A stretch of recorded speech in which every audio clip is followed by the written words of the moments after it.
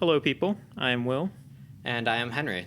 and this is Robocast episode 2. We are supposedly replaced by robots. Except we need an update for our fan. We have since been replaced by robots. We have been in replaced by robots. Someone took the Spotify. Some freaking dingozoid. Or I think two dingozoids, maybe? Is it another duo, or am I imagining that? An unconfirmed amount of dingozoids took the name replaced by robots before we could get to it, before we could release any music. It's those darn dingozoids every time. If we ever release music, yeah. We're still pressing on, still calling ourselves replaced by robots for the time being. I've been thinking replaced with robots might be a good substitute. I think that is a good substitute. I think mainly my hesitation towards it is just because I'm so used to replaced by robots as a phrase since we've used it for, I don't know, a million years by now. Yeah, I think so. Like, if we want to nitpick, I could say, like, with has too many consonants. It's like with. But I don't know. We could translate it into Welsh, make it worse. All right. Hey, by the way, before we talk about the albums we recommended, I hear you just came out with a new album. I did, in fact. You did, in fact. I came out with my debut solo album, and also the first album I've ever released in anything.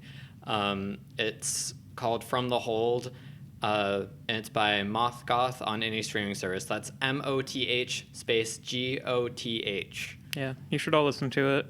It's a banger. It's all, very I mean both of you. post-punk. Yeah. I really liked listening to it. I listened to it on like a long car drive home. Has a lot of really good riffs on it. Thank you. All right. And speaking of riffs, this album you recommended to me, I Can Hear the Heart Beating as One by Yo La Tengo. We were thinking we would recommend eclectic albums where each track just kind of offers something different. It's kind of hard to fit the album into a box. What can you tell me about this Yo La Tengo album? So, first of all, I'd like to say that I feel like we kind of took different directions with the whole eclectic thing. Like, the one I recommended you, the Yo La Tengo album, it's more, like, hard to define in that it has a lot of variety between the tracks, whereas the Darkside album that you recommended me, that we'll get to in a bit, is more hard to define in the sense that it doesn't sound like anything you've ever heard before. So, let me just start there. So Yo La Tengo, I don't remember where they're from. I feel like it's like Pennsylvania, maybe. I'm not certain. They do kind of give Pennsylvania vibes. At least, I don't know. According to what Pennsylvania sounds like in my head. I don't think I've ever been to Or Pennsylvania. maybe it's like Tennessee or something. I feel like it's somewhere around. I feel like it's not like New York or California, you know? I'm looking it up right now. Well, I think the first track on there is like New Jersey. New Wow. Jersey. Okay, I was about to say the first track is called like Return to Fried Chicken. Return to Hot Chicken. Return to Hot Chicken. I think there's okay. actually there's So a Nashville. jam on a previous album called Hot Chicken, I think. Okay. So I'm not maybe sure. they went I'm not to sure Nashville, if the connection is Tennessee there. for that. Yeah. I don't know. Maybe, yeah. Maybe that's why I assumed it was Tennessee. Okay, but what can you tell me about it? I don't know a ton of the context. I know, so there's 3 of them, and the drummer and the guitarist are married. All 3 of them sing, actually. I don't know much about the bassist. I feel like compared to the Slowdive one, I'm not well versed in like Yo La Tengo lore. Mm-hmm. But I'm trying to think what else. I know that they're very influential on all kinds of bands. You'll hear bands like more recent ones, like for instance Horse Girl, or really any loud shoegaze band. Mm-hmm. Yo La Tengo isn't exactly a shoegaze band, but they get there sometimes. To like even anything like folky these days, like Phoebe Bridgers covered one of their songs, I'm pretty sure. Actually, no, I could be completely. No, I think they both covered the same song. Yeah, I mean, I feel like it I'm covers wrong enough about ground that a lot of different artists could cover it, and like most of the songs aren't like super complicated. Although it does depend track by track. It does depend a lot. That's the thing, is they're once again very hard to put in a box because they keep switching up and stuff. But yeah, they very much, at least to me, represent that kind of like underground 90s type of band that just like kind of did whatever they want. They kind of have like an almost twee aesthetic, but then also has like some bangers in there. And they're very like loud and noisy, and they're like 90s alt rock, but not the mainstream stuff. It's just kind of like, I feel like it's a nice like if you just collected all the 90s indie underground stuff and put it in one band, it would be Yo La Tengo. I mean, even the album art looks very 90s. Oh, for sure, yeah. It's a very cool album art, I think. All right, I get the idea. Both of us have pretty strong opinions in our recommendations. Do you want to hear mine? Yes. All right, would love to. thought it was pretty good. Okay, that's a very strong opinion. Yeah, so I actually do have slightly mixed feelings on it. I think, so the thing is, like, it does sound like kind of a conglomeration of a lot of different sounds of 90s indie music. Some of it sounded kind of like Stereolab, which I do like Stereolab. Other parts sounded more shoegaze, like you said. There's some noise pop, a bit of like post-rock. There was one track that even sounded like Belle and Sebastian. Oh, is it? I think Stockholm Syndrome? Yeah, no, that's what I was thinking of, yeah. Okay. It must sound like that, because you knew exactly what I was talking about. Yeah, weirdly. I never fully pinpointed what it sounded like until you said that. I mean, it's like a 16-track album, and you knew what I was talking about. So. Yeah. I mean, there's one track that's like, I think, isn't there like a 10-minute long like space rock track? Like instrumental jam, yeah. Yeah, I'll get to that. So the thing is, like, a lot of this wasn't really my thing, just because I'm not super into 90s indie music. I liked some of it here and there, but like 90s indie rock, like noise pop or shoegaze, dream pop, that kind of thing. That's kind of more my field. Yeah, and there is one shoegaze album I really like. I think Ceres and Calypso in the Deep Time, but that's like 2000s. Anyways, but it was weird because I think partly because the album covers so much ground, I would say like every other track wasn't really my thing. But then, you know, every once in a while it would throw me a track that I'd be like, oh, this is actually really good. Yeah, that's the nice thing about it being like stylistically inconsistent is like, well, this one's not for you, wait until the next one. Yeah, I think it was 1 p.m. again that was like alt country. Yeah, which, I think I remember that being like kind of alt country. Yeah, like we're really covering like all the ground here. There's like some krautrock in there. Yeah, I was about to say there's some krautrock with specifically Moby Octopad is kind of a wild one in that way. Yeah, I wrote in my notes. Like I said, you know how post-punk revival is indie rock bands emulating post-punk? This feels like that, but with krautrock. If you touch grass, you might have no idea what I'm saying. Yeah. But it means they turned the knob and whitened the scringo on their guitars. Okay, there was a second there where I thought you were actually... No. I thought those were actual words or don't worry. But yeah, I thought this album was decent. I mean, it was kind of a mixed bag, but I think because of the approach that they took, you know, it allowed me to like a lot more tracks than I could have. I liked Autumn Sweater. I think that was the one that you had played for me before and been like, hey, this is a good song. The one that I'm really a little baffled on is Little Honda.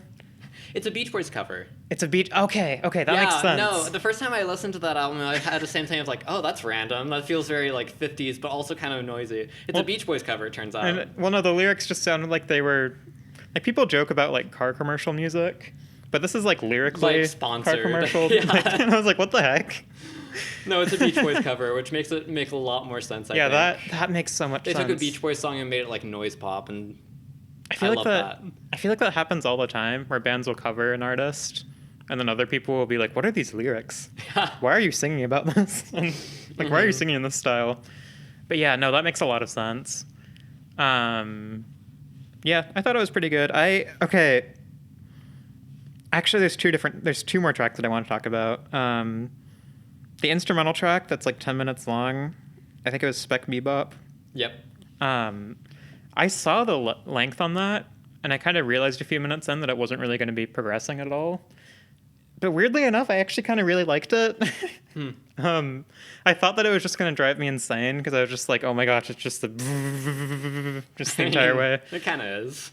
But I kind of liked it. I don't know. There's something that it's doing that's just really engaging to me. Yeah, I thought that one would completely lose you, honestly. Like, no, I actually really liked it. My evil plan failed. I was surprised, but no, by the time we got to the 10-minute mark, I was kind of like, or I think it was like halfway through I realized this doesn't feel like it's 10 minutes. It's just kind of fun. I don't know. Yeah. I mean, it's a kind of hypnotizing track, I feel like. Yeah. Like, it doesn't feel like a big centerpiece of the album. It's just I don't know, just fun. Like you kind of space out. Like I don't mean this in even a bad way, but you kind of space out, and then once you zone back in, it's completely different than like when you spaced out. Yeah, It's well, like it has really like progresses subtle slowly in that changes. way. Yeah. You can't really expect it to be this like big post-rock epic that gets more and more. Whoa, No, it's like, just some fun jamming. yeah, yeah, it's just fun. Um, and then there's also a bossa nova track, which like, which one was it? Was it Center of Gravity? I was heckin' dumb and I didn't write the like names of the tracks on my notes for some reason, except towards the end. I just put the numbers, and now I have to like go back and be like, okay, One, it's this two, one, three, this one, 4, yeah, 5. yeah, exactly. I'm gonna do that next time. I think, according to my notes, it should be Center of Gravity, and it doesn't. It is a bit too much. Like even for this album, it is a bit too much of a diversion for the album, but I did really like it, mostly just because I really like bossa nova. Yeah. Foreshadowing. But yeah, no, I thought this album was pretty good. I'll say it's not really an album that I'd like to come back to, but there are tracks on it that I would come back to. I think there are a couple tracks that made it into my playlists.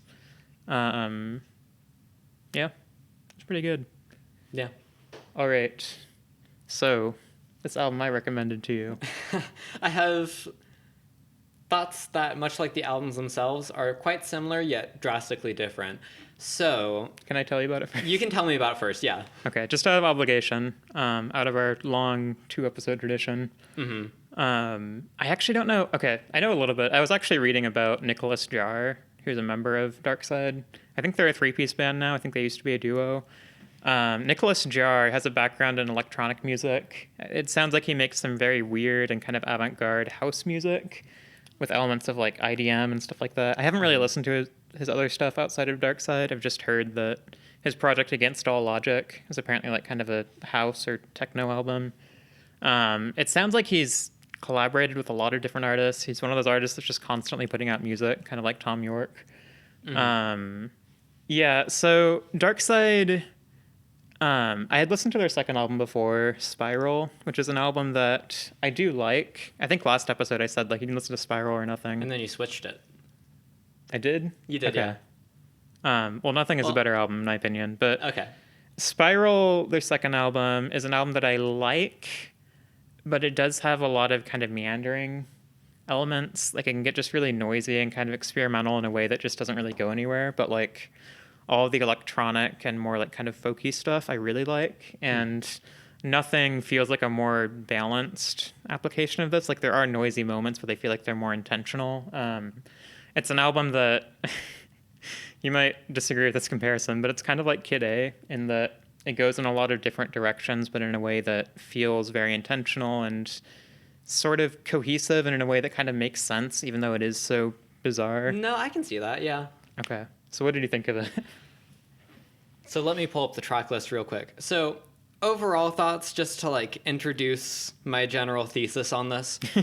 It's a very strange album. Like it has like elements that are just all over the place. You can really tell the like avant-garde EDM house influence for sure. But there's also like weird like funky stuff sometimes, and there's just so much that like it feels like while I'm listening to it, I'm hearing musicians that are very talented but don't know what they're doing. And that can be a very good thing or a very bad thing because Like they're just kind of messing around. yeah, which means that at least in my opinion, half the tracks are like incredibly good and are pulled off incredibly well and are like, wow, that's a very cool sound you're doing, and it like flows well and it just sounds really good in a way that I've never heard before. Then the other half of the tracks just kind of suck and don't make any sense and are too long. Oh, So I'm maybe slightly split on this. I feel like with the album you recommended me, it was like a mix of like, oh, this is pretty good, to like, this isn't really my thing. I get the idea for you as more It was extreme. more extreme like, for sure. I love this or I hate this. Yeah, I felt like Slough, the opener, I've listened to it a couple times now, and it doesn't sound like anything. It just kind of sounds like noise in a weird way. Yeah. I mean, it's got kind of like a dub beat. I to don't it. know what to focus on. It's just so weird. I don't know. Maybe maybe my tastes aren't refined enough. Maybe my third eye isn't open, but I did not understand that one. I think I saw Anthony Fantano say that the vocal effect in that song is annoying. It kind of is. I get where he's coming from, but I kind of like it. It feels like they did everything that was on their mind right at that moment for actually the whole album, for better and for worse. Like, for instance, SNC I loved. It sounds like... Oh, you do like that song? Oh, SNC is really good. Okay. First time I listened to it, I was confused, but I liked that it sounded like McGee, and then kind of like the Beach Boys sometimes. Oh yeah, it does kind of. I remember Not you the Beach recommended that Boys. one McGee album. The Bee Gees, not the Beach Boys. That's a very good distinction. I mean, everything sounds like the Beach Boys. Everything sounds like the Beach Boys. It's all just the Beach. This album is just Beach Boys covers. That one's kind of just a Daft Punk track, which I think Darkside did start out making like remixes of Daft Punk songs. So I can see that. Yeah. No, SNC is a deeply weird song, but it kind of goes hard. Then Are You Tired is similar. I don't remember like a lot of the specifics other than it kind of goes into like... Oh yeah, there's like a country breakdown on there. Or like some sort of like weird, like it feels like you're on the beach almost. And it's like kind of a hard switch up. I think the members, I'm not a big fan. That's actually probably my least favorite track on there. Okay. I think the members said that they really like the Grateful Dead, and that track was like, or that bit of it kind of sounded like the Grateful Dead to them. Yeah. Yeah. And then, so I thought that one was cool. Upon second listen, once again, I listened to this twice, and I think that was important because the first time I was just confused the entire time. And I was also working out, so that was a weird situation to be in while listening to it. I feel like it kind of makes sense in some ways. But the second time I was like driving a long distance, I was cat sitting for someone. So I had like a kind of long commute. And I feel like that was a better situation to listen to it in because I could really take it in and always kind of space out sometimes. I don't know. Yeah.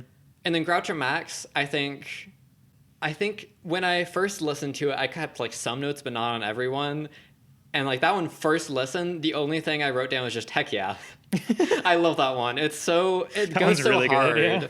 It's like you're like driving in your cool car with all your cool alien buddies in another dimension. It's so bizarre, but I love it. I remember that one came on while I was driving because it was on a playlist, and I remember just going like, yeah. Yeah, I want to drive like 50 miles above the speed limit. Yeah. I didn't actually.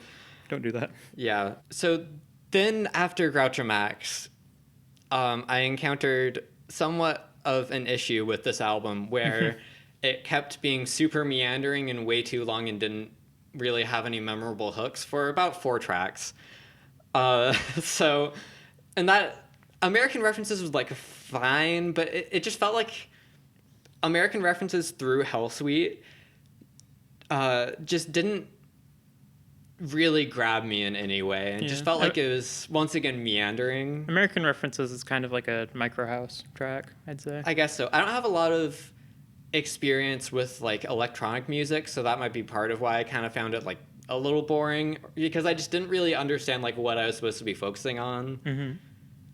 Kind of sums up those 4 tracks. Sucks that I'm not reviewing them all individually, but I kind of had the exact same thoughts on all of them. And then the closer, Sin el Sol no hay nada, that one went so hard. That was great. I don't know like how they went from Hell Suite to that, but that one went so hard. Well, it just turns into like post rock. Oh yeah, yeah. I've seen people complain that ending was kind of like abrupt and just kind of out of nowhere, but it kind of feels intentional. Like, I kind of like how out of nowhere it is. Yeah, it's like... I'm struggling to think of, like, a perfect, like, official, like, canon tracklist album example, but here's one that kind of works. So, a lot of people do dislike this when an album actually does it, but it's like when you're listening to the Spotify version of You're Living All Over Me by Dinosaur Jr., a 90s classic, and then it goes from Polito, which is this, like, haunting, like... weird like ukulele ballad thing that turns into like this super creepy drone track, but then on the Spotify version it adds another track, so it cuts from like this super haunting drone to like the super wacky punk cover of Just Like Heaven, and I feel like I love that vibe. Like anytime an album kind of does something like that, it's so perfect. I think I listened to that album because you recommended it to me once. These are all like proto There's this thing Yeah. where people are like talking and they recommend albums, but In they don't real do it in front of a life. microphone. Oh, It's yeah. kind of like, yeah, it's like podcasting, but like off mic. Mhm. Yeah, and like that track on that Dinosaur Jr. album does sound like a bonus track, but I think because it's Dinosaur Jr., it kind of works as a regular track. Because it just kind of like, I don't know. I kind of like when something just like short and like fun is at the end just suddenly. Mm-hmm. Like it's weird, but it kind of, like a jump scare. yeah, it's kind of a jump scare, but it also, it's a fun way to end things, especially after you've like done something like super grand before, like the Hell Suite, for instance. Mm-hmm. So yeah, I thought that song went hard and was a great closer, even if it was pretty abrupt. So do you think overall, like, are your feelings more positive than negative, or are they just kind of all over the place? I would say more positive than negative because I do respect the album a lot for just going fully out there and just doing literally whatever. Mm-hmm. But also, I might give it a re-listen, but I feel like there's a chance I might skip American references through Hell Suite. Mm-hmm. Or at least like one of those tracks. Yeah, I mean, that's the thing about albums like this is, I mean, I actually do feel like that album is like right up my alley. Mm-hmm. But like, you know, when you have an album that's going to be that stylistically diverse, you know, it's, I mean, people call it like experimental music for a reason because it's like trying different things and going like, is this going to work? Is it not going to work? And yeah, it's going to be hit or miss. Yeah, this definitely feels like the experimental album in a way where it's just like just experiments, for better or for worse.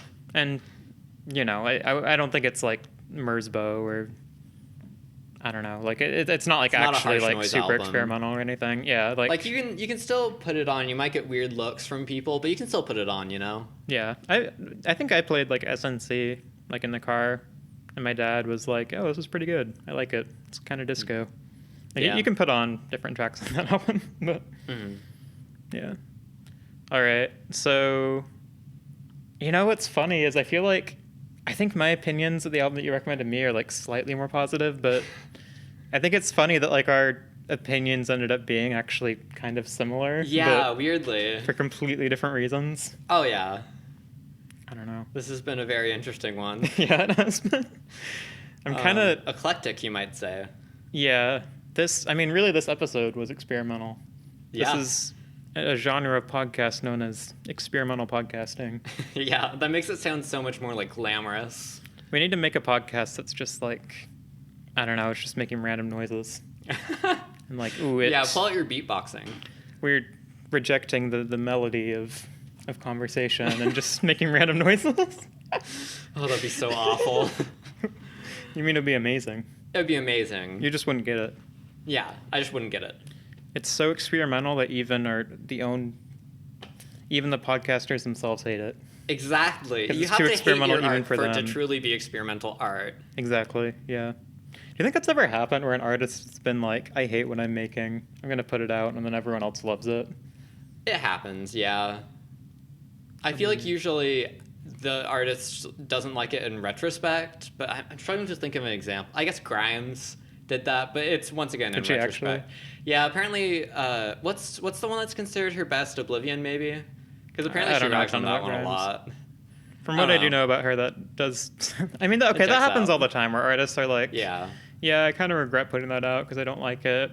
But like, Oh, or maybe like, if you're talking about like the experience of the album, Yeah. like making it wasn't good. like they're actually trying to sabotage it. But then oh, people trying to actually sabotage like it. it. I'm not sure.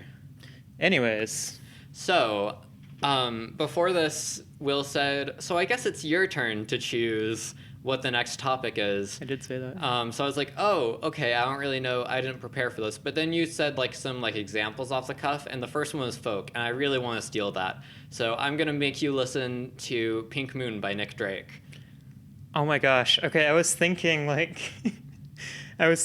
man, folk would be a good episode, and I was thinking like, I hope Henry recommends me something by Nick Drake because I want to listen to him. Interesting. No, he did, so that works out. I'm gonna recommend to you an album that I have not been able to stop talking about since I first listened to it. I'm going to recommend Flower of the Soul by Vashti Bunyan. Yeah, I figured it would be either Vashti Bunyan or, if you count it, Wait, Leona sorry, Flores. not Vashti Bunyan. Leona Flores. Oh, Flower of the yeah. Soul by No, Leona that's Flores. the other one. Yeah, that's the Yeah. other one that I was predicting. It's between those two. It was my favorite album from last year, and it's kind of a bummer because I feel like it went under a lot of people's radar. But I mean, I actually did check the other day because I forgot what. I think maybe Spotify was like, hey, you should listen to this album.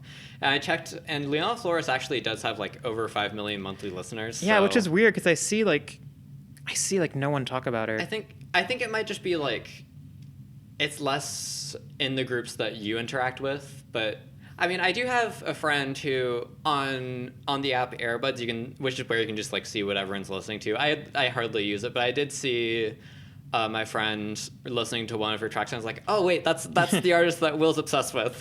Maybe she has like a few tracks that got really popular. Maybe, I don't know. But yeah, it's her debut album, came out last year. It's like a mix of folk and bossa nova. It sounds a lot like Vashti Bunyan, actually, which I think is why I mixed up the names. Covering all the bases. Yeah, and she said that she was influenced by Vashti Bunyan, but also bossa nova. What can you tell me about that Pink Moon album by Nick Drake? I've been meaning to listen to that. So I think I'll end up telling you more background in the actual episode, because this is actually something I know a little more about, like his whole backstory. But it's a very, I don't know, I guess just to intro the album, it's just a very like otherworldly but also super sparse like lo-fi folk album. Okay. It's just got such a unique atmosphere and vibe to it that I think you'll really like. Okay, I'm excited to listen to that. Yeah. Well, this was one of the episodes of all time. Yeah. This was the eclectic episode of Robocast. It was an eclectic episode. It had a lot of genres of conversation. Oh, for sure. Forgot to get into the like strange noises area, but that's okay. Maybe we can do that next time. We need to make each episode a different genre of like next episode we need to just make dad jokes about the album. Yeah, and then maybe the next episode after that we can do like maybe a mix of like talking about it, but actually it's the weird noises thing. We can just do ASMR of us signing it, like in sign language, just as like about the album as like intermission conversations. Yeah. All right. Well, see y'all next time. be sure to like and subscribe. Yeah, be sure to like and subscribe now. I'm making sure we're clipping the mics right at the end. All right. Let's see if we cut that out. All right. Love you all. See ya. See ya.